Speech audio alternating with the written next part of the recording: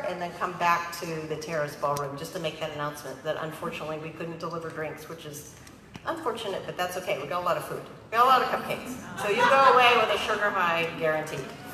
So thank you. Enjoy this evening's plenary. And again, thanks to you. And we're so happy that we can celebrate you. Thank you.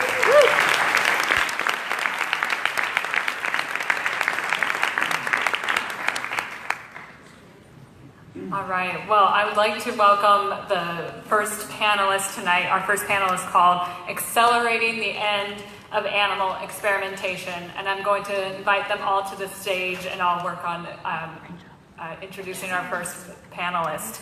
And I just want to briefly say, my name's Amy. I work with NEAVS, the New England Anti-Vivisection Society, as a grassroots organizer, and I'm just so thrilled tonight that we're focusing on this issue because as a grassroots organizer, getting the information about what's happening to animals in labs is so critically important, and to know what kind of solutions exist is so important for us as a movement. And I can't think of three better people than to the people who are next to me who have influenced me in so many different ways in terms of introducing me to the issue itself and how to actually accelerate and get people to know about it through the press and thinking strategically.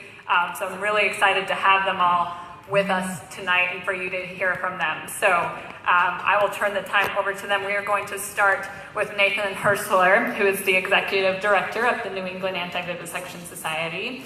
And he brings his longstanding commitment and expertise in animal protection, program design, and strategic planning to NEAVS.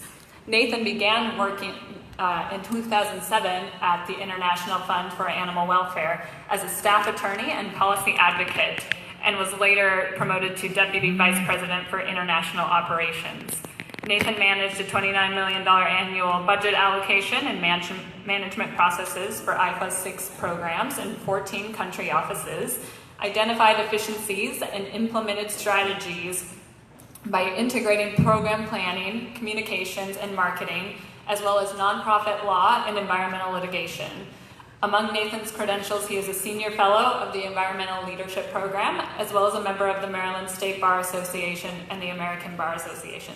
So please welcome Nathan to the stage.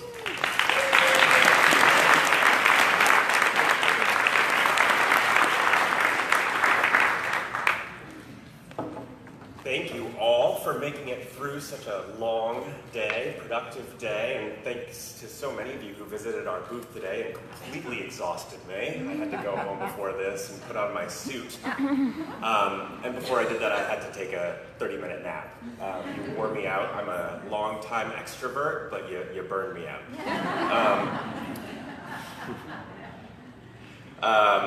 So I'm so proud to be able to speak today about one of the big projects we have, and you're seeing a logo up on the screen here for something new. When I first started working with NEAVS about 2 years ago now, we embarked on a really exciting new path. We decided to really focus on exposure work using FOIA, which you're going to hear more about today and also tomorrow from Mike Ryan here. We focus on grassroots advocacy, which we're really, really lucky to have Amy and who leads that work. And we also work on government affairs and policy, which Mike is also going to be talking about tomorrow. We also, when I started the organization, looked across the different types of groups that are working on this issue and identified an area where there was a gap. Traditionally, a lot of the organizations that work in our space have been focusing on alternatives to animal research and testing through small grant-making type of opportunities. And we're focused on an industry that is so powerful and so cash flush that we were never able to compete in any sort of meaningful way. And so about a year and a half ago, I got approved from my wonderful board. I think we may have a board member or two here today. Who approved the spinning off of a new organization off of NEAVS called the Center for Contemporary Sciences. And I'm going to talk a little bit about that venture today. So one of the things that we know is that animal research and testing largely fails to reliably predict human biology. So one of the statistics that you'll often hear is that approximately 92% of animal research that makes it through animal studies fails for some reason or other in human clinical trials and never makes it to market. Of that 8% remaining, approximately half of the experimentation of the drugs that do make it to market have to be recalled as a result of adverse impacts on humans. We can do better. Animal research challenges include a substantial human cost. They fail to predict human outcomes. That's that 92% failure rate. That results in wasted time. We have thousands upon thousands of researchers who are dedicated to science and trying to better human health outcomes that are wasting their time on animal research. There's a substantial financial cost. So animal research and testing is funded at an incredible level, multi-billion-dollar industry that has existed for decades and decades at this stage. And then, of course, there's a tremendous ethical price tag. As I mentioned, more than 9 in 10 drugs successfully tested in humans fail in human clinical trials for one reason or another. And we estimate that approximately 2 billion animals have died in animal research and testing since the year 2000. In the US, there were more than 64,000 dogs that were being used in experiments in the United States. Nearly 18,000 of those animals were subjected to Category D testing, and this is basically experimentation on these dogs that involve substantial pain. 340 different entities performed those experiments, with 205 of them taking place at colleges and universities across the country. There are a number of different entities that are doing this type of experimentation. I'm just using dogs as one example of the species that are used. Covance Labs, I saw that Shark just did a nice little investigation of that, and I would urge you guys to have a look at that video, but you can sort of see some of the dog breeding facilities that were recorded recently, but also Charles River Labs in Massachusetts, which is where we're based. UMass Medical School, also in Massachusetts where we're based, are holding tens of thousands of animals in their facilities. So the opportunity that we found was to, like the Good Food Institute in the food space, to accelerate the transfer and adoption of what in the alternatives to animal research space they call new alternative methods, or NAMs. So currently the development of NAM technologies is really outpacing the rate of adoption. And so the solution that we've identified is to leverage technology and markets to accelerate the development and adoption of human relevant testing methods. And so this is some geeky economics stuff, right? So we're gonna really be trying to leverage the investment opportunity from groups like Veg Fund, hopefully, and others in the industry. I saw that Carner Blue Capital is here, to invest in some of these new technologies that are coming up, doing things like organs on chips or other stuff to accelerate the development of these technologies that can then be used and adopted by some of the largest pharmaceutical and chemical companies in the world, and then approved by the regulators. We think that this is going to be able to really dramatically change the world in a way that we were never able to do with small grant making, leveraging just animal funds. So as I mentioned, we're inspired by the success of organizations like the Good Food Institute. And this is just a little graph that shows the success that GFI has had in the last few years. They started off in 2015 and quickly grew to an organization today of well more than 60 staff. And I think this number now, the annual budget number now, is really dwarfed by by what is actually being spent by the organization towards the development of alternative food products. So we actually believe that as a result of making these types of connections and leveraging these markets and technologies, that we're actually going to be able to solve this problem within 30 years. We think that we're at an inflection point in this space. There's a market for innovation. Biomedical research funding around the world totals more than $100 billion annually, and there's more than $240 billion that's committed to life sciences by governments around the world and private industry.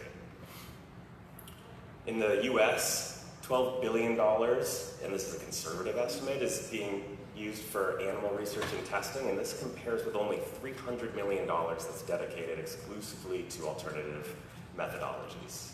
We think we can flip this.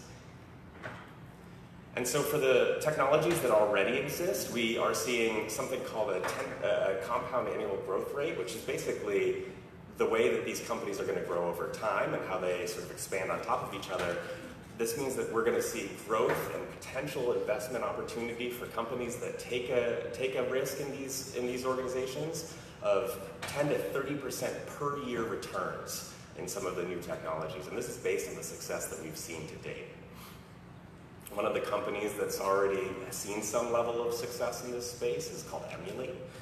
Their most recent funding round totaled more than $36 million and was supported by a large number of the significant venture capital funders in the animal research and testing space. So we believe that by doing a series of activities, which we've already started, and by setting up a new 501c3 organization that is able to speak to some of the pharmaceutical companies and chemical companies that have refused to talk to animal rights organizations like Neves for years and years, we're going to be able to create opportunity where there hasn't been opportunity before. And that within the 30-year period, leveraging some of the strategies that I'll talk about in just a second, we're going to be actually able to fully replace animal research and testing within my career.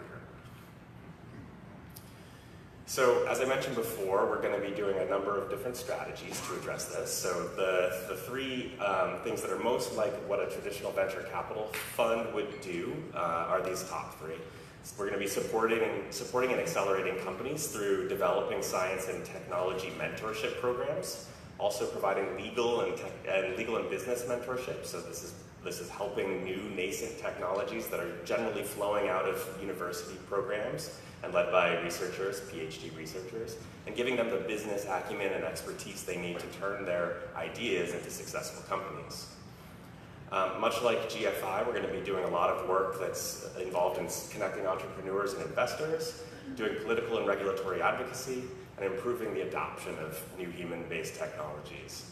And importantly, this is something that came up a lot today with some of the folks that we were talking to, was that we're going to increase the pipeline of university students, PhD students, JDs, and MBAs to try to drive new blood into this space, try to change the fact that people are leaving the field based on the fact that they have to do animal research and testing to complete their PhDs, and focus instead on development of alternative technologies. This is going to be the only organization in the world that's focused on this type of work. There's a lot of groups that are focused on alternatives. We have some amazing groups in this space, including PETA and others, who have amazing groups like the PETA International Science Consortium and others who are really helping coordinate the development of regulatory reforms. But in terms of market development and technology advancement, this is going to be the only group in the world that's really focused on this. We had a really diverse group of stakeholders who've been involved in this project from the very beginning.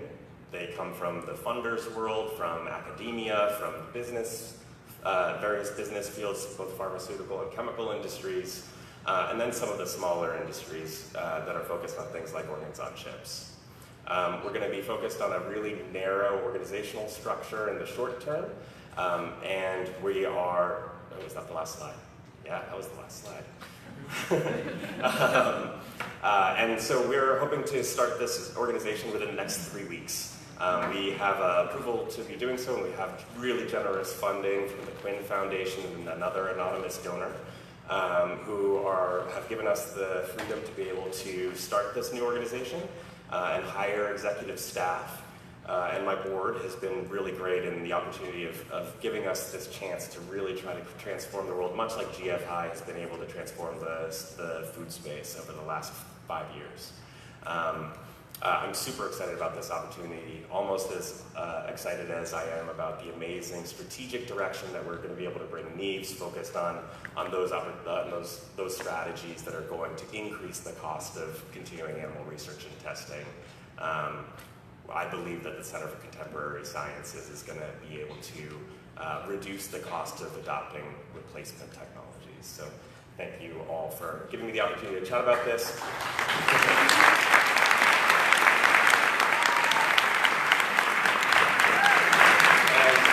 Just a quick plug, we have really great conversations tomorrow with Mike Ryan, who's going to be talking about government affairs work and the exposure work that we're doing. We have a conversation with an ex-primate researcher, John Gluck, on Sunday. and he's an amazing speaker, and I know that there's a number of you who are in university science settings who are interested in meeting with him personally, so that's really great. If there's anybody else, please do so. And then thanks to Amy, who had a really great presentation today. We're asking anybody who's really interested in getting involved in anti-vivisection work to come visit our booth, where there's an opportunity to sign up for a series of webinar trainings and an activist starter guide that will help you guys have the basic skills that you need, if you need them, to really take action in the locations near you, because there is nowhere in the country where you are not able to do work on the ground to address this problem. So thank you all again.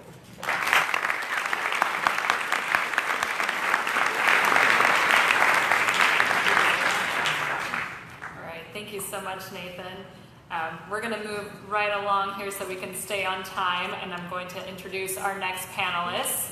This is Michael Budke. He's the co-founder of Stop Animal Exploitation Now, or SANE, and that works exclusively on the animal experimentation issue by closing animal laboratories, terminating research projects, forcing the USDA to take legal action against laboratories, and coordinating the release of animals into sanctuaries. After witnessing the atrocities of animal experimentation during his education, he successfully ended a head injury experiment on cats at the University of Cincinnati that launched his career, leading to positions with several national organizations before he co-founded SANE in the mid-1990s. He has been published and he travels extensively, appearing on TV and radio programs to expose the truth of what is happening in animal experimentation. So please welcome Michael Budke.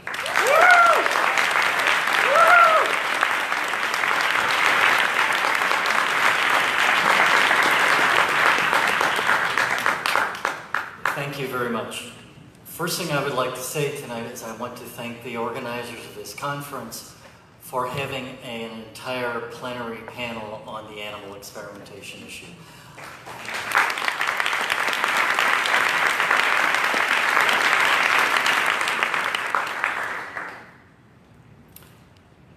In the 1980s, before I became an animal activist, I really didn't know what I wanted to do with my life or where I wanted to have an impact. And so I enrolled in a program, a veterinary technology program at the University of Cincinnati. And I have to tell you right now that when I enrolled in that program, I had absolutely no idea what I was getting myself into. I essentially spent 9 months as a student inside an animal laboratory. To this day, I have dozens of images which are literally burnt into my memory that I will never forget, no matter how hard I try. I will always remember one day I was walking down a hallway and I just happened to look into the wrong laboratory and I saw a rat beheaded. In another situation, I came into a kennel room that contained a number of dogs, and that room had a specific kennel in it that just the day before had held a dog that I had become very attached to. This dog was virtually a carbon copy of another dog that was in our home at that time, down to the coloring, the mannerisms, the size and weight. The only difference was the gender. The problem that day was that that dog run was empty. And I knew when I saw that dog run empty that that dog was never coming back. I knew what laboratory he had gone to, and I knew that he was probably already dead. My silence and the fact that I did not speak up for that dog doomed him. It doomed him, and it doomed every other dog that was a part of that experiment. Essentially, because I remained silent, I failed them. Though at that time I didn't know how to speak for animals yet, I had not gotten that voice. I did at one point figure out how to act for animals. A few months later, there was another dog that came into the University of Cincinnati. This dog was pure white, had eyes that reminded me of nothing more than a baby seal. They penetrated you down to your soul, and you could not help but connect with this dog. And for some reason, something just kind of snapped inside me. And I decided that no matter what the cost was, they weren't going to get him. That Friday, I still can't believe I did this. I clipped a leash on his collar and walked him out the front door.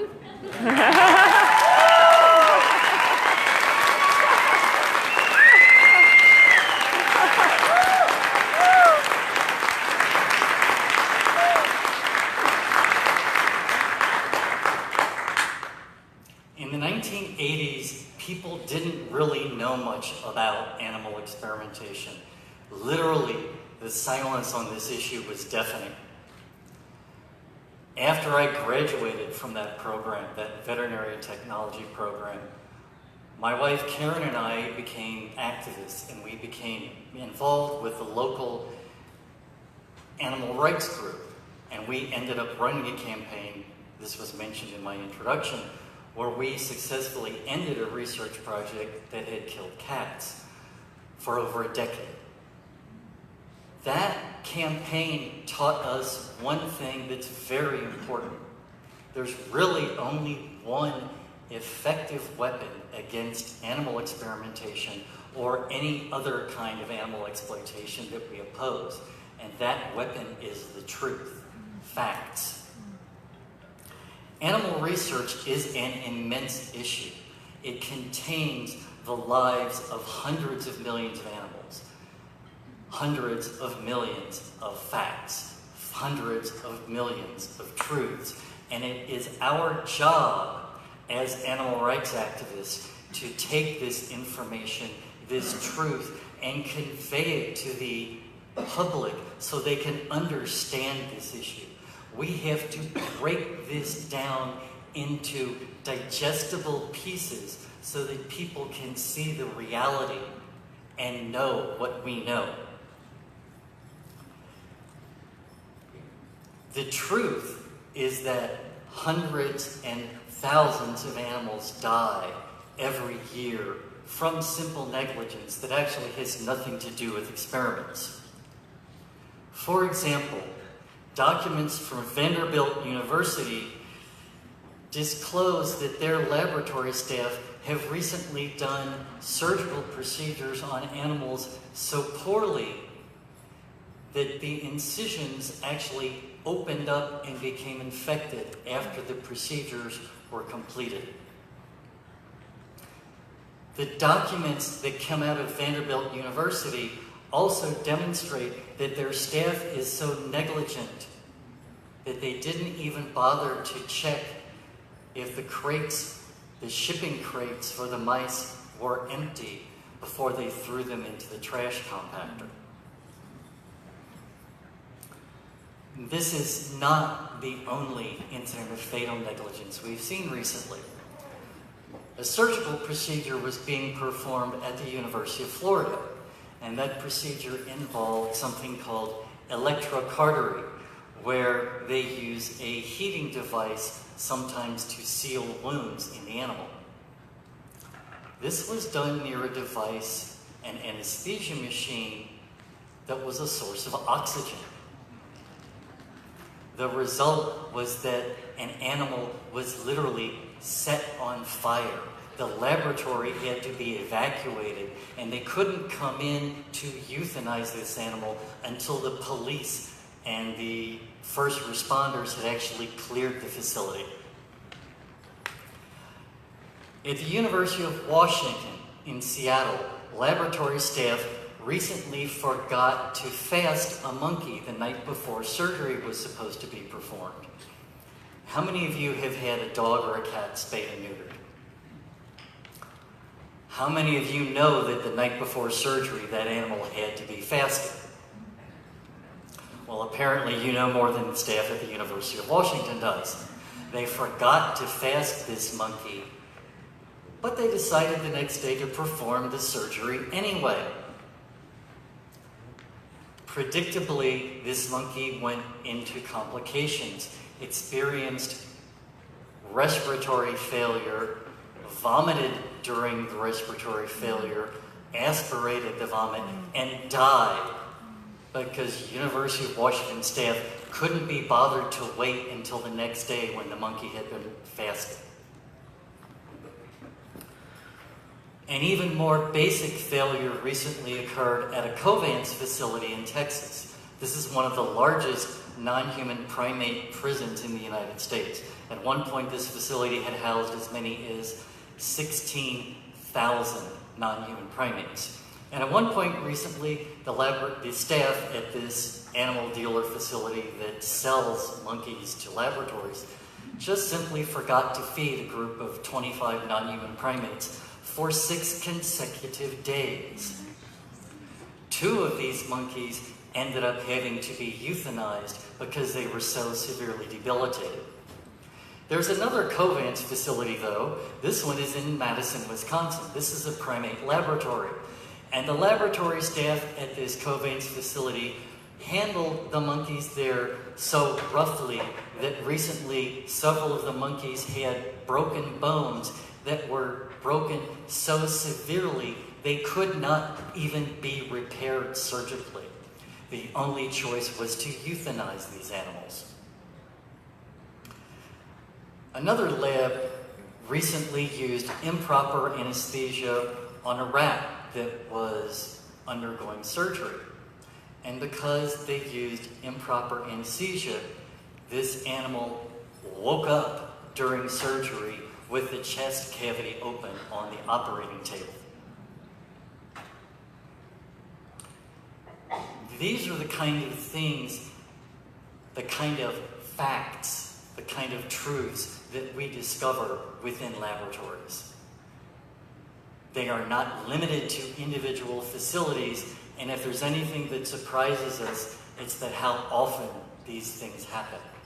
Everything from laboratories discovering living animals within carcass freezers simply because their staff was so incompetent they actually couldn't even kill animals correctly.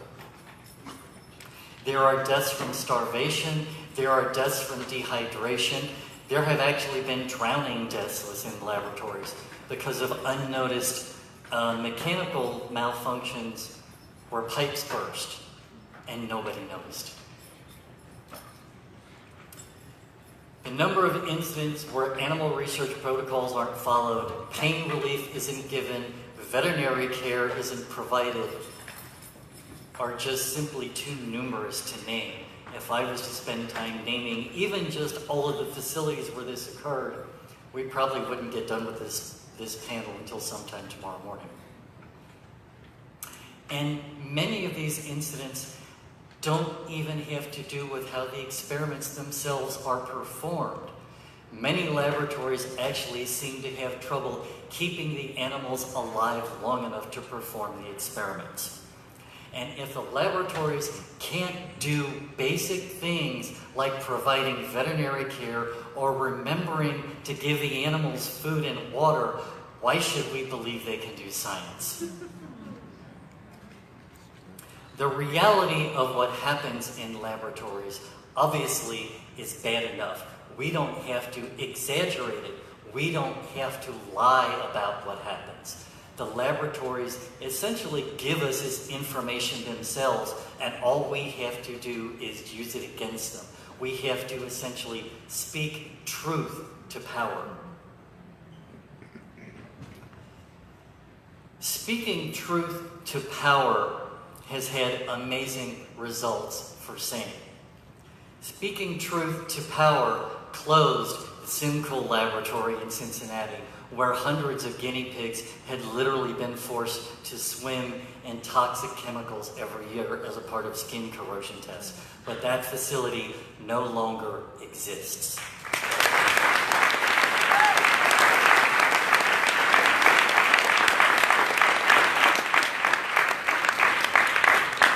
Speaking Truth to Power also closed Harvard's Primate Research Center, where 2,000 non-human primates had been imprisoned for decades. Those cages are now and will forever be empty.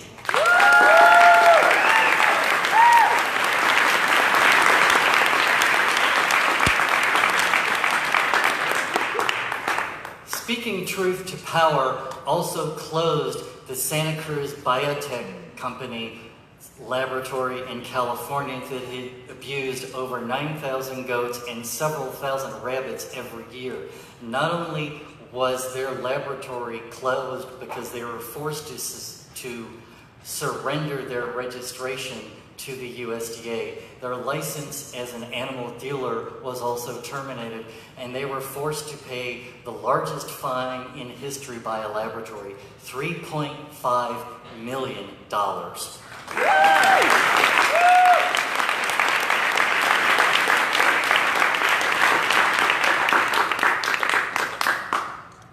Sherry Runner of the Urban League capsulized what speaking truth to power means the best, I think.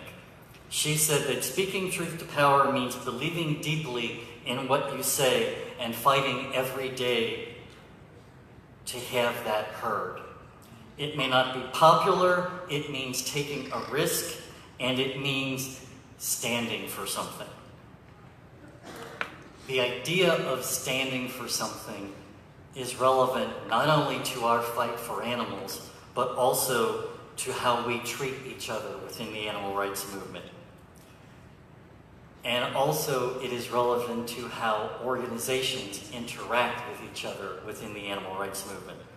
On the most basic level, we all need to realize some simple truths. We need to realize that no means no. We must realize that this truth impacts not only our ability to control our own bodies, but it also impacts the arc of our work for animals. As animal activists, we should not have to worry about investing our souls and our lives and our work into a campaign only to have some other organization pretend it was theirs for purposes of fundraising. We must not step on other activists and organizations to move forward, just as we must not hold individuals back due to their gender identity, or gender orientation.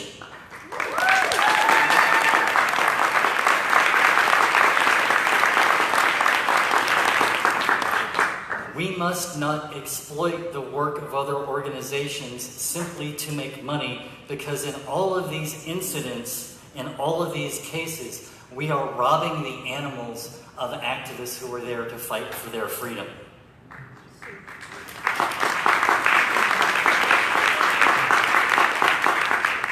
As a movement, as the animal rights movement, we must keep our eyes on the prize.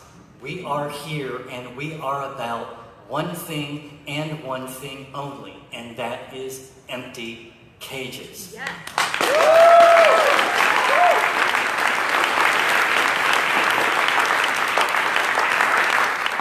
This is not about notoriety. This is not about our salaries. This is not about our careers. This is not about our reputation. And this is not about how famous we become. This is about nothing more than empty cages. And we must never, ever forget that.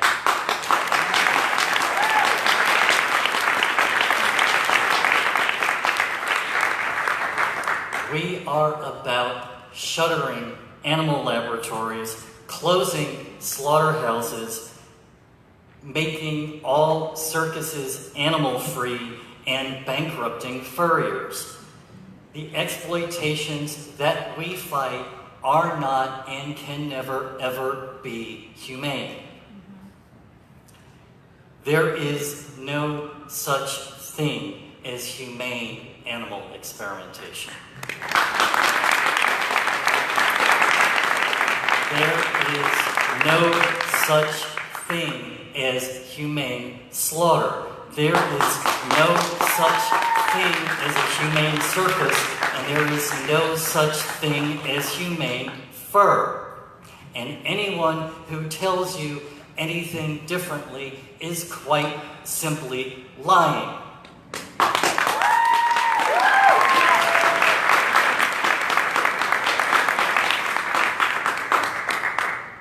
The biomedical industry is justifiably scared right now because since we as a movement have been using facts to attack them, they have seen public opinion turn against animal experimentation.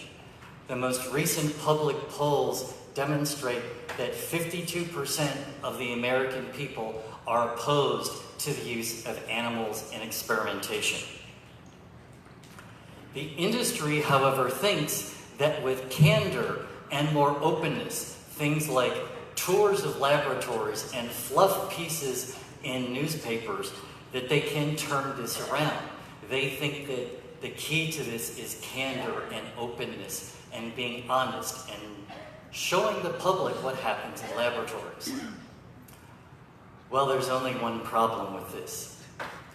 The animal research industry has no idea what the word candor actually means.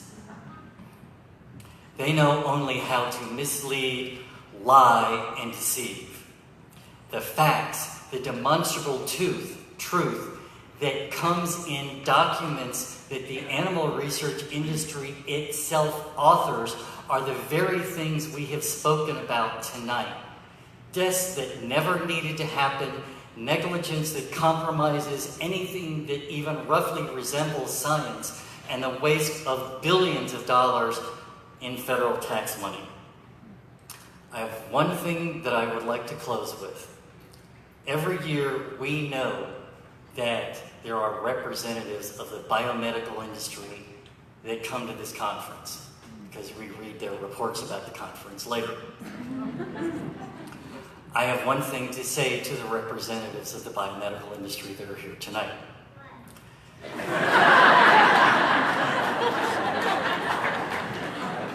Your end is coming. The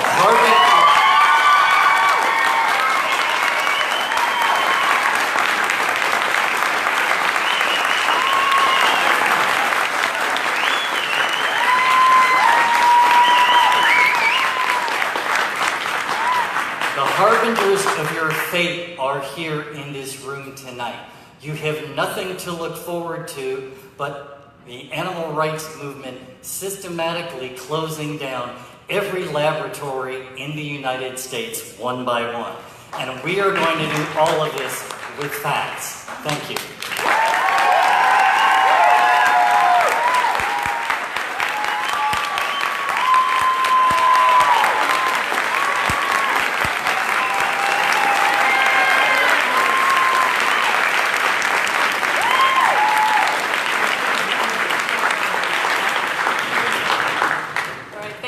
To Michael. We're going to introduce our final panelist for this panel, but stick around, there's another one coming up that's going to be great right after this. So finally, I'd like to introduce Kathy Guillermo, who's the Senior Vice President of PETA's Laboratory Investigations Department.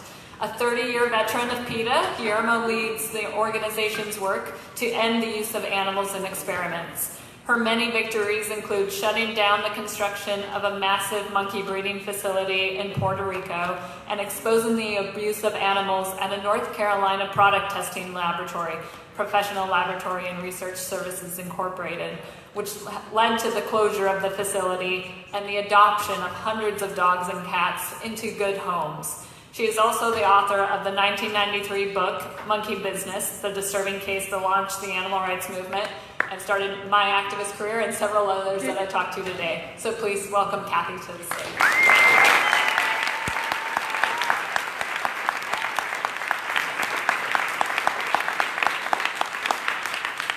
Thank you. I guess if I started anybody's career, I must be very old by now, which I am. Thank you very much. It's so nice to be here.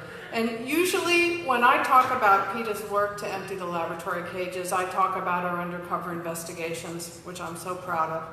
I talk about our staff of scientists. I talk about the PETA International Science Consortium, which works with government agencies to spare millions of animals from poisoning tests.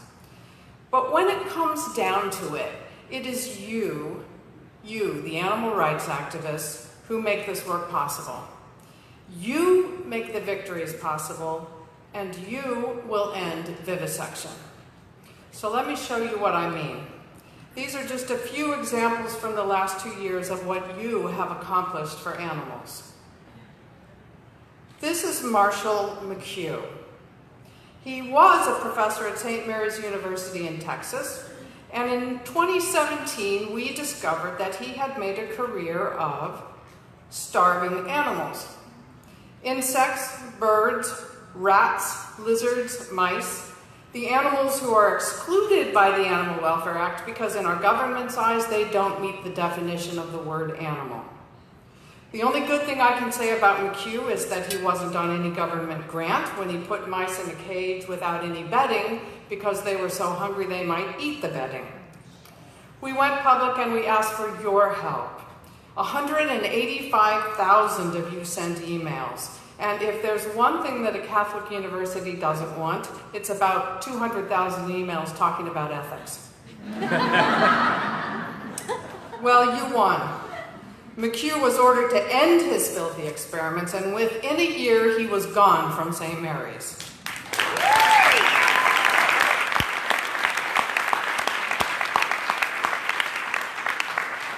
Our undercover investigation of the University of Pittsburgh revealed that this enormous university, which rakes in nearly $500 million government dollars a year for its research program, was cutting into mice, puncturing their colons so that infection would spread through their bodies and create sepsis. Now, sepsis is a serious condition. It contributes to the deaths of 250,000 humans every year. So why has every one of the 250 medications that have been tried in human clinical trials over the last several decades failed? Because they were developed in mice. Since 2013, our government has understood that sepsis in mice is an entirely different disease from what it is in humans.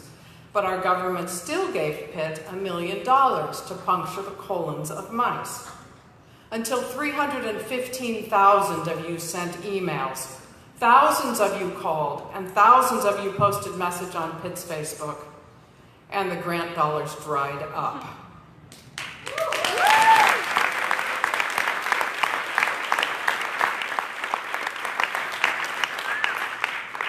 Last year, the New York Times revealed that Volkswagen had paid a laboratory to subject monkeys to hours of inhaling diesel fumes in a misguided and, as the Times revealed, a rigged experiment. So working with our German affiliate, we were outside the VW headquarters within 24 hours, with the crucial help of activists like you, to tell VW that what really stinks isn't so much their diesel, it's their policy on animal experiments. 160,000 people in the U.S. emailed that company. Hundreds joined our protests, and within 5 months, we, all of us, won.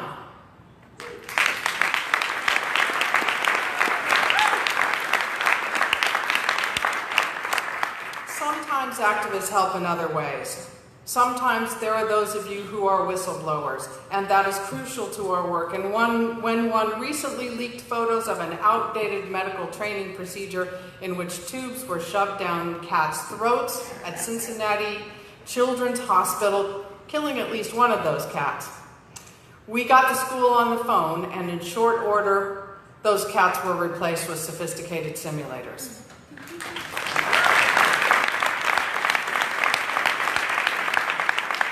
For more than a year, we worked with Unilever to eliminate tests on animals across their product lines. They ended tests on animals for all food products. And because animal rights activists, because you demanded it, we were able to announce that this iconic brand had gone cruelty-free. And a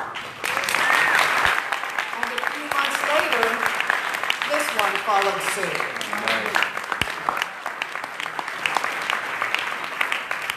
Companies know that consumers, like you, are demanding that what they buy in stores should come without a death toll. And because of consumer demand, these food companies and dozens more have ended so-called health studies on animals in the last year. No more cutting into the brains of animals, forcing them to run on treadmills, inducing heart attacks, and worse. Gone forever.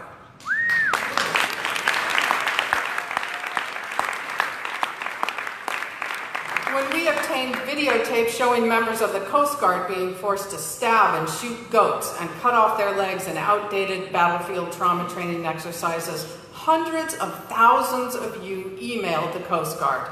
You joined protests across the country.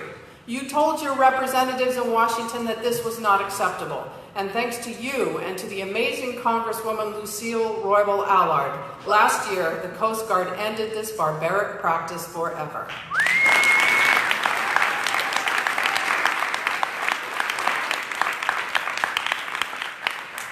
But we have a lot of work to do. This is the forced swim test. It used to be called the despair test, and for good reason. Put a mouse, or a rat, or a hamster, or another small animal in a beaker of water with no way to escape, so she thinks she's drowning. That does create despair. What it doesn't do is yield data about new medications that might help humans with depression or mental illness. And if you saw the journal Nature this week, or The Scientist, you will have seen the article about our campaign to end this atrocity. And thanks to you, nearly 500,000 people have sent emails to companies doing it, and we are succeeding. 3 of the world's top 10 pharmaceutical companies have banned it in the last 5 months.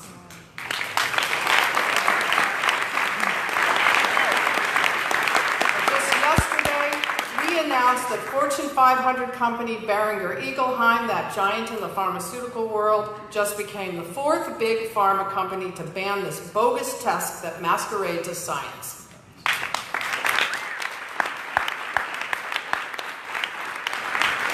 The companies are recognizing the failure of this test, and they're admitting that it doesn't provide data that will bring new medications to the market. The forced swim test is actually less accurate at predicting human reaction than a coin toss. But our government is slow. It is conducting and funding the forced swim test and other bizarre tests like this one. This is the tail suspension test. Hang a mouse upside down, see how long he struggles. Will that tell you if a new antidepressant drug will help the 13 to 20% of our population that suffers from depression? No. It will not. It has not. But we need your help to persuade our government to stop wasting our money and the animals' lives. And we need your help to stop this. The breeding of golden retrievers and other dogs at Texas A&M University to develop a devastating form of canine muscular dystrophy. The dog's muscles become progressively weaker, their tongues swell, swallowing becomes very difficult so that all they can eat is a sort of a runny gruel or porridge, and they're experimented on. Their legs are stretched and chunks are cut out of their muscles. What do people with muscular dystrophy get out of 40 years of this suffering? Nothing. No cure. Not one treatment that reverses the symptoms of muscular dystrophy. 500 physicians, 100 of whom treat patients with MD, have signed a letter to the university urging them to stop these experiments. This is Jonathan Byrne. He has muscular dystrophy. When he was young, he was a poster child for Muscular Dystrophy United Kingdom. And here he is protesting what Texas A&M does to dogs.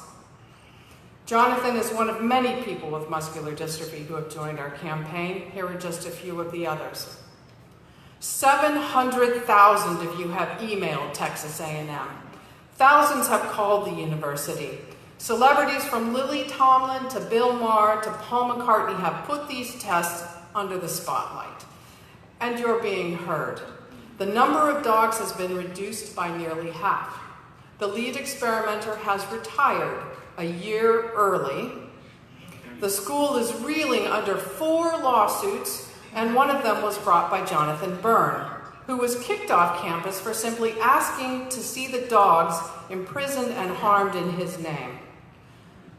Perhaps it shouldn't surprise us that someone who can allow the breeding of dogs to lead lives of misery would then treat a fellow human so shabbily. But illegally detaining Jonathan was not enough for Texas A&M. Kicking him off campus was not enough. Banning him from campus was not enough. It appears they also called the airport, they called TSA, and they called the airlines. Jonathan, who was in a wheelchair at all times, was also detained and harassed by TSA agents and others at the airport. They forced him to stand and ordered him to move in ways it was impossible for him to do. After an hour, they escorted him directly to his plane. And on the entire flight from Austin to his home in England, he was ignored. The flight attendants, who had obviously been tipped off, didn't give him so much as a sip of water. The people who ensured this treatment of a man with muscular dystrophy are the people who want to spend your money on experiments that kill animals. And you don't have to accept this. So send those emails and make those calls and join those protests. Start protests of your own, because I promise you, you can do more than you think. When I started at PETA in 1989, animal rights was a very new concept in the United States. Again, I'm old. No one knew the word vegan, and when we wanted a veggie burger at Burger King, we ordered a bun with lettuce, pickles, and tomatoes on it. We called those air burgers. My first assignment when I was hired by PETA was to hang a banner from the Eiffel Tower. My second assignment was to persuade a cast member of Saturday Night Live to barf into a giant toilet on Fifth Avenue to protest cosmetics tests on animals. Now, this was before we actually even knew any cast members from Saturday Night Live. But my boss was Ingrid Newkirk, and you don't say I can't to Ingrid Newkirk. And so I made both of these things happen. And I met the wonderful Kevin Nealon in the process. And this was part of the journey to eliminate nearly every cosmetics test on animals in the United States. The point is, you can do more than you may realize. One group won't stop the mass murder inside laboratories, but together they can't stop us.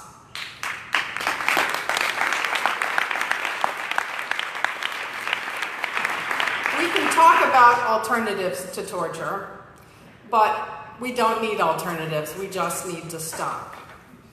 We have challenges ahead, but challenges pave the road to victory.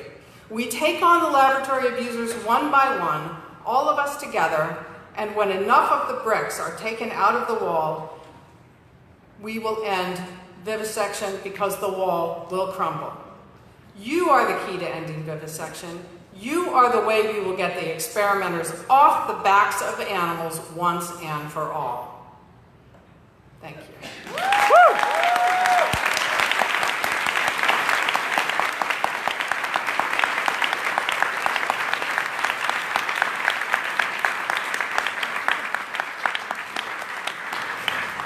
All right, can I just get one final applause for all of our speakers here tonight?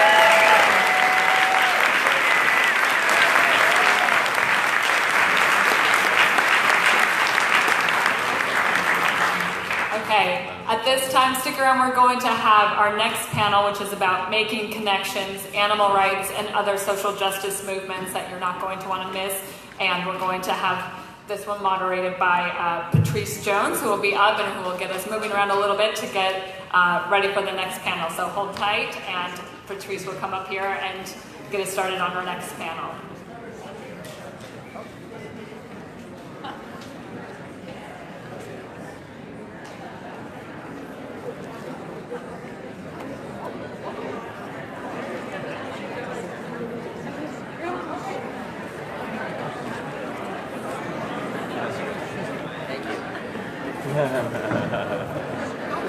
Don't go! How can you go?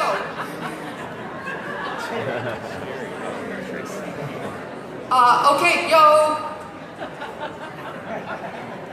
All right, we're gonna There we go. Okay. Welcome to the plenary session on making connections. I'm Patrice Jones, and I'm not the one talking to you tonight. I do want to recognize that where we're standing here, the original people to live in this land were the Piscataway people, and I do want to offer my respect to Piscataway elders, past and present. I want to recognize that where we're standing now used to be forest, and if you look down from these high rooms, you can see how eager the trees are to reclaim the land from the buildings. I want to recognize that we're standing in a building. This building and all the roads that we used to get here were built through processes that did kill animals and destroy their habitats. And I'm mentioning these contexts because they're true and because they're relevant. Any ecologist can tell you that you cannot solve a problem in isolation. You have to see the system in which it exists and which supports it, and that's true for both material systems like economies and ecologies, but also social systems, including the various forms of subjugation and oppression that exist. And so I don't think it's possible to solve a problem like factory farming, for example, without being aware that cows came to the United States with Columbus, or being aware of the ideology of rationalized productivity that's built into capitalism. I don't think it's possible to end the sexualized exploitation of not only cows at dairies, but any female animals used to produce animals for exploitation, unless we think about the very idea that female bodies exist in order to be exploited. I don't think we can do anything about human supremacy unless we're willing to ask ourselves, what in the world do we mean by human? And look at the racism and the ableism built into that category. I don't think we can do anything about animals as property unless we're willing to think about what property might mean. And the ideology that suggests that trees are. All of which is to say we need to learn how to see connections, and thank heaven there are 3 people who are really going to help us see connections. And I'm going to invite them onto the stage here. We have Mara Kiesling from the National Center for Transgender Equality. We have Lauren Ornelas from Food Empowerment Project. And we have author and scholar and kick-ass thinker Afko, each of whom I will introduce in turn.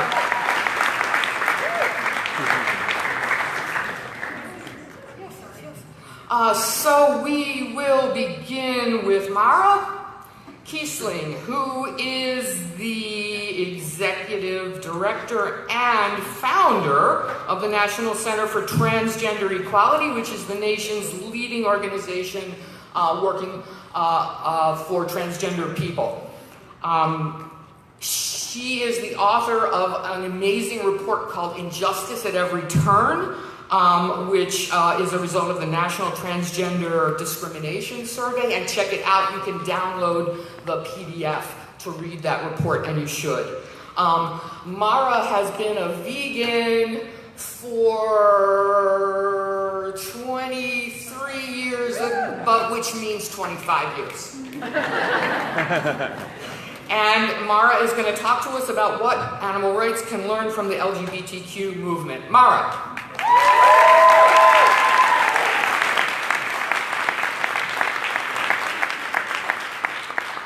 Good evening, everybody. I am so happy and proud and honored to be here, and I do not know how I'm going to say everything I need to say in such a short period of time, so I hope everybody takes an opportunity to try to talk to me at more length at some point. I'm so excited to be here. So I'm a white 59-year-old transgender lesbian lefty nerd, 3rd generation American, 23-year vegan, and and I'm the founder of the National Center for Transgender Equality. And one of the joys of my life is that I get to serve transgender people. And I've gotten to be part of this amazing trans movement, which started with us, with folks like me growing up feeling like we were the only person in the world who was like this. We had shame and we had fear and we were really, really alone. And now we have come to the point where I believe most Americans say to themselves every now and then, where the hell did all these transgender people come from? So I just want to talk to you about some of the great things we've done. And I want to acknowledge first that I know almost nothing about the animal rights movement. I'm ashamed to say, but I'm very excited to say I'm very excited to learn. So I am not saying that the animal rights movement doesn't do these things. I'm just saying here's how we've done it in the trans movement and the LGBT movement. And if there are lessons for you to learn, absorb them, digest them, distill them, spit them out, use them, whatever you'd like. I am so proud of the trans progress that we've been able to make. I want to first, though, acknowledge that progress is not victory, and there's still quite a lot of tragedies happening to really good people all of the time. People are being thrown out of their homes, they're being murdered, they're being disrespected and discriminated against. But we have come from a place of no power, no voice, to where we now have quite a bit of political power and a really, really loud voice. Often Gandhi is misattributed with having said that first they ignore you, then they laugh at you, then they fight you, and then they win. It was not Gandhi who said that. As Abraham Lincoln said, don't believe everything you read on the internet. I read that on the internet. But we really have come far, and I'm going to skip past the how I know that, but we are very close to having full protection, legal protections for trans people in employment, housing, credit, healthcare, education. And by the way, we're also really, really close to the Supreme Court possibly taking all of that away in the next session. But I am an optimist, which I will talk about in just a second. I want to say that I'm assuming a lot of similarities between the trans rights movement and the animal rights movement, and that's why I was very excited to be here. Where we started having no voice, where we started being the source of ridicule, politicians not wanting to talk about our stuff, what they say in political science, the Overton window, not including our issues. We have similarities in that we are fighting for lives. And it's really also important that I was on a podcast for a disability rights group recently, and the person asked me what's the similarity between our two movements, and I was like, it's easy. Both are about self-determination and body autonomy. And I think the animal rights movement can also be nailed down to that. I think there are differences. The ability for the subjects in question to have voice. Trans people didn't used to have voice, but it's not because they couldn't have voice. It was because there were structural and institutional reasons why they couldn't, and there were fear-based lack of voicing. But animals obviously cannot have a voice in our political system, so activists need to speak for them. And that's a very different thing that we would never allow in the trans rights movement that has to have in the animal rights movement. And then the other really big advantage we have in the trans rights movement is there are transgender people in every family now. There are transgender people, therefore, in every school, in every community, in every college, and that has really, really turbocharged us. Our movement, we've been able to fund the LGBT movement in particular, so beyond the trans movement, with what I call cocktails and hookups. There was a sort of a, that must have been LGBT people laughing. But there is a sort of a self-interest potentially in the activism for some LGBT people because they are fighting for themselves. And there sometimes is a personal advantage they get out of it, that is meeting other queer people with whom to hang and have cocktails. And those are some of the differences. But let me tell you about some of the things we've done well, and I'm so sorry to be talking so fast. But the trans rights movement came around right when social media did, and the internet is actually why there are so many trans people out and about now. I grew up thinking I was the only one in the world. There were none in Harrisburg, Pennsylvania, where I grew up, or so I thought. 2 people in my high school class have since come to me and told me they have transitioned as well. So there were lots of us, but we didn't know it, and the internet has really blown that wide open. The internet has also caused us to have a decentralized movement very intentionally, where we understood early on that the loyalty would be to the issue and not to the organizations, and we've all built our organizations that way. And while we've been decentralized, we have really always had good collaboration and good coordination.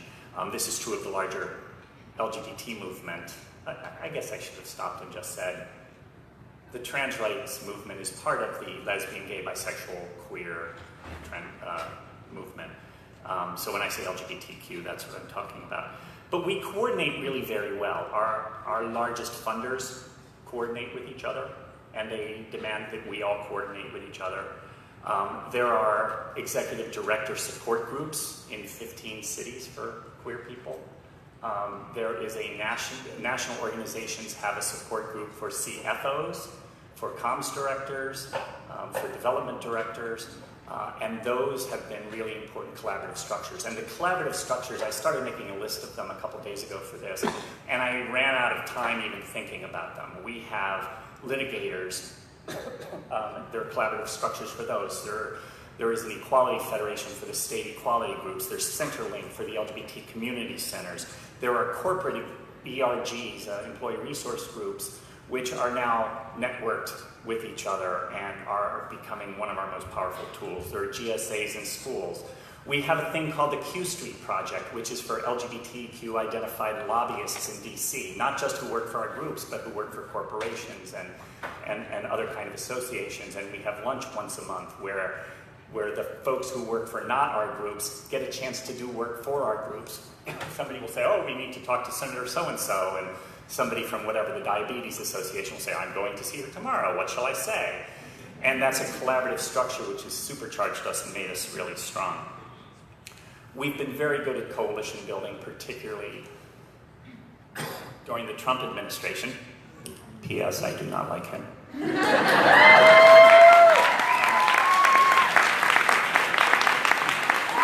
We have understood very clearly, and we say it explicitly now, that we cannot have a moral movement nor an effective movement for LGBTQ people unless it is also an anti-racist movement, a pro-immigrant movement, a pro-disability rights movement, pro-woman movement, pro-worker movement. And a good friend of mine who's been in the Black Civil Rights Movement for decades has always taught me you can't have a friend unless you be a friend. And our movement has been very good at being friends increasingly, and therefore other people are being our friends. We've been very good at using storytelling. I think the most important thing any LGBT person does is not the kind of policy activism that I do mostly, but is the telling their story and educating their families and the people they go to mosque with and their coworkers and their classmates. And we've been very good at storytelling. The trans part of the movement, one of the most brilliant things we've done, I'm not taking credit for this personally, by the way, is we've done everything on 2 tracks. I have to say that one of the things in the animal rights movement that we also have, which I believe is a ridiculous conversation, and I will tell you it's ridiculous when we do it, it's ridiculous when you do it, and that is the question of whether or not things should be done incrementally or disruptively and revolutionarily. It is a ridiculous question because we have to do both. We always have to do both. And we have known that and we've gone after it. And every now and then we find a disruptive thing. We find a revolutionary moment and we take advantage of that. But sometimes we just build incrementally on something until the tipping point happens and there, voila, is your disruption and your revolution. We have done everything on 2 tracks. We have insisted that trans people are in fact part of the LGBTQ movement, and we've insisted that there be a trans movement. We have insisted that we pass laws that protect people based on gender identity and expression, and we have insisted that existing sex discrimination laws already protect us. We have insisted that we be permitted to gain access to sex-segregated facilities according to what is best for us, according to our gender identity, or how we will be safest, or how we just know we have to do it. At the same time, we've been fighting for gender-neutral facilities. We have been fighting to let people change the gender marker on their ID, on their driver's license, and their passport. At the same time, we've been saying to the government, why the hell are there sex markers on ID? And by doing this double duality, by looking at incrementalism and revolutionary steps, we've been able to just keep climbing, keep climbing, keep climbing. We've done it so fast. I am coming to my close. I've probably even spoken so fast to even save this time, which is super great. But I want to tell you some of the things we've done wrong. Number one is our funding model. I don't know how sustainable it is. I am actually really worried, particularly because most of the trans movement has been funded by non-trans gay identified people on this cocktails and hookups model. And now that the most interesting work really is around the trans stuff, I'm a little worried that things are slipping some. Second, just like everybody else, I was so thankful, I don't know where he is, but I was so thankful to hear about the importance of keeping your eye on the prize and what it is you're fighting for. And just like every other movement, every other organization, we sometimes take our eyes off the prize and we start worrying about little stuff that just simply does not matter. I was at a House Armed Services Committee hearing. I can't believe I'm working on military policy, which is a hoot. But President Trump, do not like him, tweeted that trans people can't be in the military, so we've been fighting that. And I was at this hearing, and the ranking Republican, who's not a friendly guy to us, was so respectful to the trans service members who testified and said, you can be in my unit. He was a general in the Army National Guard or the Army Reserves. Honestly, I don't know the difference, and I apologize to any service members here. But he was so respectful, and he said, you can be in my unit. Oh my gosh, you are so smart. He was so respectful. And after the hearing, a trans person came up to me and said, what do you think about what Representative Kelly said? And I was like, I was really heartened by it. We're clearly making progress. And the person said, no, he used transgender as a noun. And all I could say was, seriously, is that what you fucking got out of that? We keep our eyes off the prize too often. And I think another thing I just want to say, and this is probably true of the AR movement as well, we are demanding radical acceptance. We are demanding something radical that most people don't understand yet. Yes, there have been trans people for billions of years, or 5,000. But the trans people are so visible, so out and about, so in every family, that really is a new cultural phenomenon. And we need to at least sort of respect that. And if we are demanding radical acceptance of trans people, we have to give radical acceptance to everybody else, including the people who don't quite get what we're doing, including a very conservative Republican congressman who will never vote for us, who is trying his best to be respectful. And we have horizontal hostility. And then the last thing I will say is we have virtually zero understanding of animal rights in the LGBTQ movement.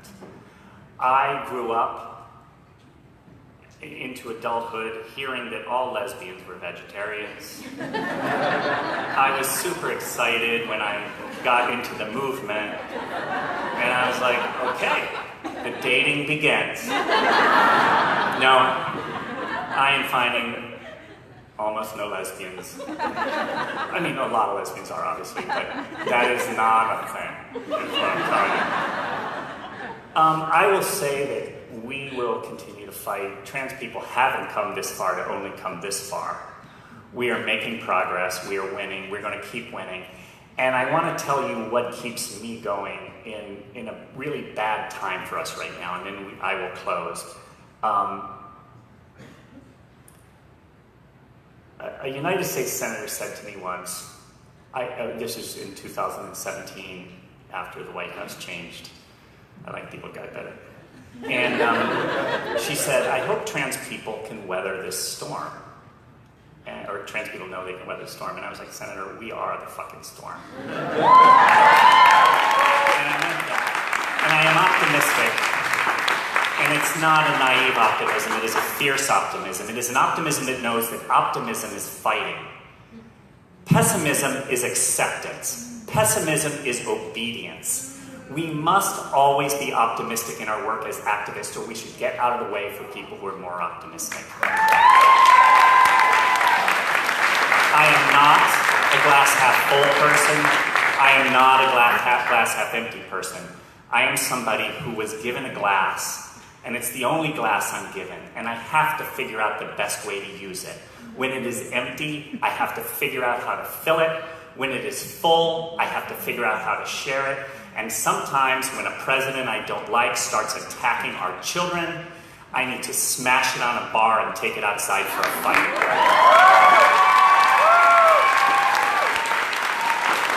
I will always be optimistic. I will be optimistic for the animal rights movement. I'm very excited to personally somehow find a way to be involved. Please call on me if I can help in any way. I'm very thankful to be there. Please have a wonderful evening. Thank you.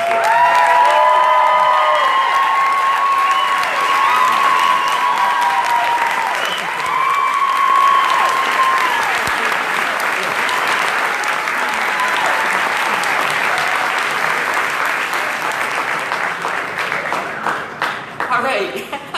And again, that's Mara Kiesling. And please go to transequality.org to find out more about her organization and their work. Next, how in the world am I going to introduce Lauren Ornelas,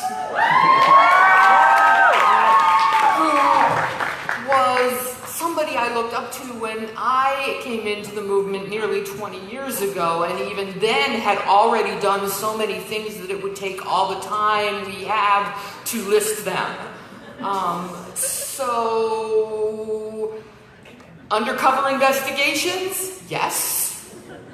Corporate campaigns that actually make corporations do things differently? Yes. Getting arrested for speaking up for bunnies? Yes. Every kind of animal advocacy you can imagine, Lauren Ornelas has done and done effectively, but she didn't stop there. She then founded a new organization that's doing work you probably couldn't even imagine, Food Empowerment Project, which is a vegan food justice organization which works on so many issues, including solidarity with farm workers, working on getting everybody to stop consuming chocolate sourced from the worst sources of child labor, access to healthy vegan food in low-income communities of color, and speaking up for animals in a multiplicity of ways. I cannot begin to do her justice. Please visit the FEP table and give your full attention to Lauren Ornelas.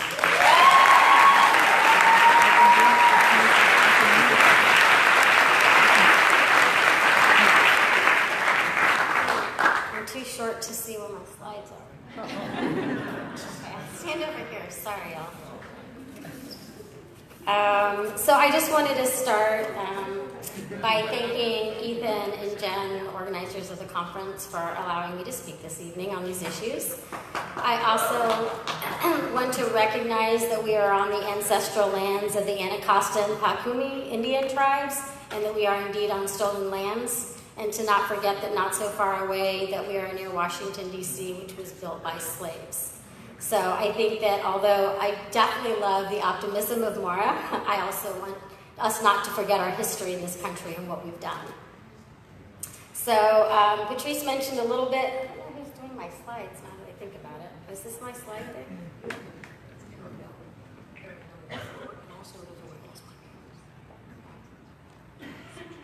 Oh, thank you. All of my issues being too tiny. So, other than being tiny, I have been an animal rights activist since 1987 and started the first animal rights group in a high school in Texas. And like Patrice said, I've been arrested. I've helped pass legislation to stop the sale and production of foie gras in California. And been arrested, like Patrice said, lots of times, over definitely a couple dozen, but it was all for the animals. But I say all of this, and I hate the fact that I feel like I have to say all of this, but I say all of this because my talk's not going to be about animal rights necessarily. And I think that people tend to tune me out when I talk about other issues at animal rights conferences unless I explain that I've literally dedicated my life for over 31 years to the animal rights movement. So I'm just going to tell you a bit about what Food Empowerment Project does. We're, as Patrice said, a vegan food justice group. And what we do is we build bridges and we don't build walls. And what we're trying to do is help make connections and show people that the commonality of the oppressions are very similar in many social justice issues. So that goes from capitalism and racism that is endemic in this country. Now I forget I have control of my own slides. I will break down. Counterintuitive. Oh, this is one of Patrice's little sweetie pies. This is Maddox. And I show Maddox because I feel like the dairy industry really embodies a lot of what it is that I'm going to be talking about, and because Maddox is really cute. And it's a sanctuary. So I'm going to just go to this. So how many of you have ever tried to talk to people about how you feel about non-human animals? You better all raise your hands. I'm just kidding. Otherwise, you have to leave now. Have you ever tried to get them to empathize with how each animal feels as an individual and how they each have their own likes and dislikes? Have you ever tried to talk to people about how mother cows cry when they're separated from their babies? I'm going the wrong way. Do you live with a dog or a cat or a bunny?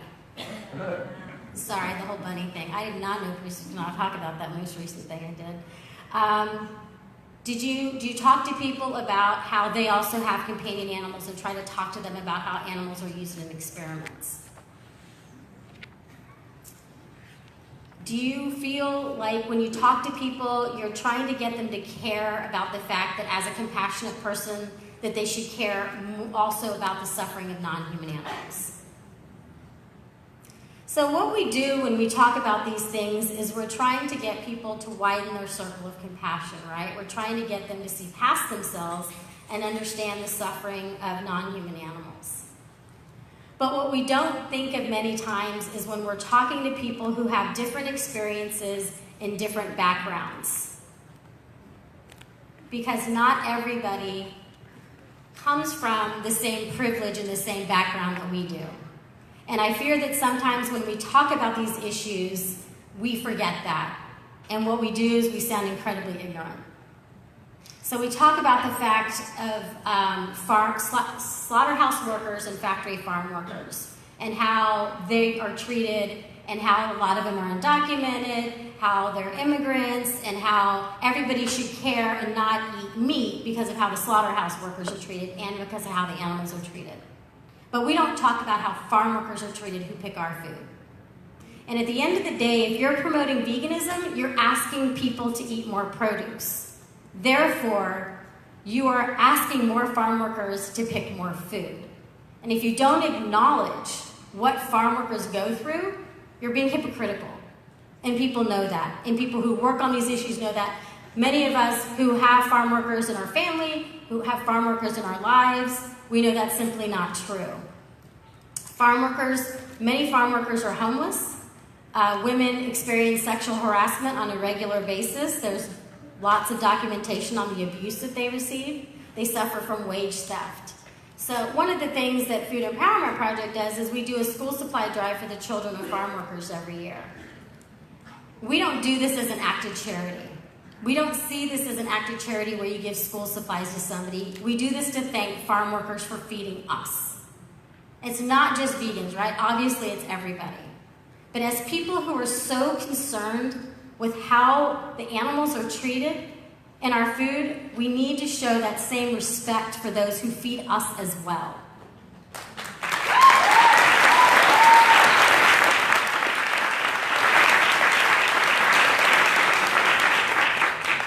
So So we think it's very important to give back and to give thanks to farm workers. Some of the things that farm workers are asking you to do right now is a fabulous organization called the Coalition of Immokalee Workers is asking you to boycott Wendy's. And if you live where Publix is, boycott Publix. And you tell them why. And that's simply because they're not paying the farm workers 1 more penny per pound for the tomatoes that they pick. And if you've heard me give this talk before, this is still going on. They will still not pay them 1 more penny per pound for the tomatoes that they pick. At the end of the day, I don't give a damn if they have a vegan burger or if they have vegan French fries. They're not paying the farm workers what they need to be paid. We should not be patronizing them at all, and we should let them know why. The San Quintin farm workers in Mexico are asking us to boycott Driscoll's berries. All Driscoll's berries across the world. They are asking you to boycott them. And you tell the grocery stores why you're not buying those strawberries, why you're not buying any of those berries. And that's because the farm workers in San Quintin are still not getting what they should be getting paid. They're still experiencing wage theft and other problems. And we owe it to them to boycott Driscoll's berries. One of the other things that we talk about a lot when we talk about vegan foods is we talk about the fact that our food is cruelty-free. And I've just talked about it's not because of the farm workers, but it's also not because a lot of the commoditized foods that we consume, such as chocolate. It's a commodity, and it comes at a price. And for children in Western Africa and also in Brazil, it comes at a price of their freedom. It comes at a price of their education. So just to give you all some idea of how real this situation still is, we're talking about slavery and child labor, straight up slavery and child labor going on right now as we sit here for chocolate, where children are forced to carry about 44 pounds of heavy cacao pods in bags. And if they aren't carrying them or moving fast enough, they're beaten. In 2016, slaves were liberated ages 6 to 16. In 2017, children were being sold for $34 each for chocolate, for slavery. Again, this is something that a lot of vegans talk about. Oh, this is a cruelty-free bar. Yeah, absolutely. You know, we understand that it's cruelty-free in the sense that there's no maybe cow milk or goat milk in it, but not if it's at the price of slavery or child labor. And there's a lot of vegan companies who are not listening to this. We're very lucky that recently a large corporation just changed their supplier because of a collaboration with us. Nugo just changed their supplier and is now no longer sourcing from where this is taking place. And again, I mentioned this is a non-vegan company where we have a lot of vegan companies that are not willing to make the switch. So, you know, we have a list on our website of chocolate we do and don't recommend, as well as an app that you can download for free. We want you to use this list. Every company has to make at least one vegan chocolate to make our list. And we update it every month. So, again, you know, and this is one of those things that when we're trying to talk to people and get people to empathize with non-human animals, what I'm trying to get y'all to think about is that anybody who... Oh, it just happened. I will not touch that if I'm the one who did that. Okay. What app codes there? I'm like, what's going on? I can't do Ask Talk. I'm not that smart. But, I mean, again, it's a very, oh, thank you. I didn't even know I had that in there, so thank you. What I'm trying to do is show you how many times we ask people to stretch themselves. And yet, sometimes we as vegans are so unwilling to stretch ourselves. We want to think to ourselves that I'm already doing so much when I can care about what's happening to non-human animals. Don't ask me to add one more thing on. But who's the one going to environmentalists and saying, you can't call yourself an environmentalist and eat meat? Because environmentalists are like, I'm doing composting, I'm doing this, and now you're telling me to do one more thing? So we need to remember this kind of stuff when we talk about the work that we do and what we're asking others to do as well. So the last area of the food justice that work that we do is looking at lack of access to healthy foods in Black and brown communities. And for those of you who don't know, many people call these food deserts. We do not call these areas food deserts, but they're basically areas where people in Black and brown communities and the indigenous are lacking access to fresh fruits and vegetables. And as far as we're concerned, that includes meat and dairy alternatives. And one of the biggest barriers for people living in these communities is actually the cost of the food. It's not so much proximity to a grocery store, it's the fact of how much this food costs. Which is why we're really trying to encourage, if you're a vegan and you're like, everybody should be vegan, everybody needs to be doing veganism everywhere. Well, we need to help create equity, right? There's no equity if people can't afford the food. So we need to be, what Mara was talking about was allyship and partnership. We need to be allies and speak out about this stuff, support living wage efforts across the board. Meaning restaurant workers, fast food workers, I don't care if they work at McDonald's. They are human beings that are working a job. I mean, I worked fast food and I was vegan because I didn't have the privilege of working someplace else because I had to work where I could walk to and my family didn't have any money. So there are situations like that we have to remember that if we want everybody to go vegan for the animals, for themselves, we have to be there to help get living wages for everybody. Because there's no equity without it, right?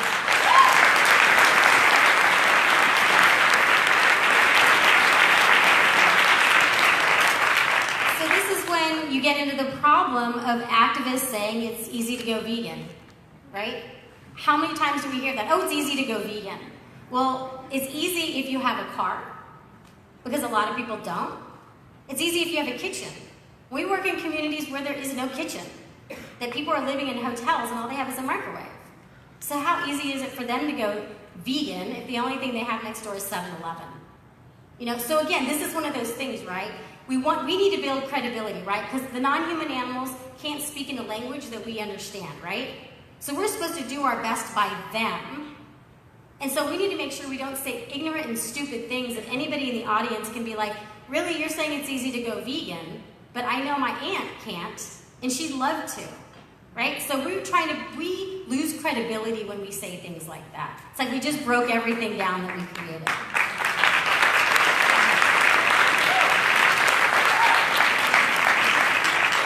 And one of the other things and I will be going into this in a little bit of a tangent as well, but the impact that colonization has had on, I'm a Chicana, I'm a proud Mexican.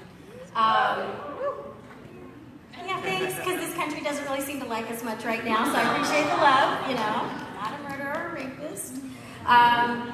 But colonization has impacted greatly our diets and how we live. So one of the things that I really am trying to get people to change how they look at things is using the word lactose intolerant. Because lactose intolerant is an implication that there's something wrong with those of us who can't consume cow or goat milk. When really Columbus brought those cows over on his 4th voyage. It was not indigenous to our land.